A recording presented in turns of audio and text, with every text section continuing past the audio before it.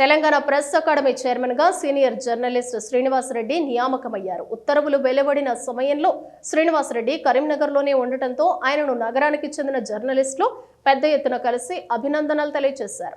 Press academy chairman శ్రీనివాసరెడ్డిని photo and video journalist welfare association ఆధ్వర్యంలో శాలువాతో సత్కరించి శుభాకాంక్షలు తెలిపారు. తనను ప్రెస్ అకాడమీ చైర్మన్గా నియమించినందుకు సీఎం రేవంత్ రెడ్డికి శ్రీనివాసరెడ్డి కృతజ్ఞతలు తెలిపారు. జర్నలిస్టుల సమస్యలు సీఎం రేవంత్ రెడ్డికి తెలుసని అన్నారు. ముఖ్యంగా జర్నలిస్టులు ఎదుర్కొంటున్న ఇళ్ల స్థలాలు, హెల్త్ కార్డుల సమస్యలపై ప్రభుత్వం దృష్టికి తీసుకువెళ్లి వాటి పరిష్కారానికి కృషి చేస్తానని హామీ ఇచ్చారు.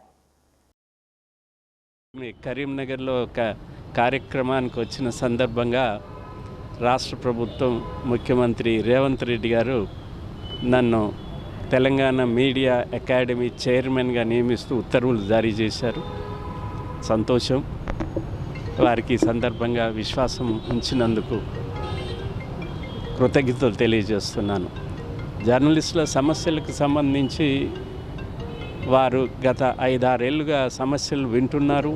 ఇప్పుడు అధికారానికి వచ్చిన తర్వాత కూడా, అంతకుముందు చెప్పారు, అధికారానికి వచ్చిన తర్వాత కూడా జర్నలిస్టుల సమస్యలు ఏంటో నాకు బాగా తెలుసు, తప్పనిసరిగా పరిష్కరిస్తానని హామీ ఇచ్చారు.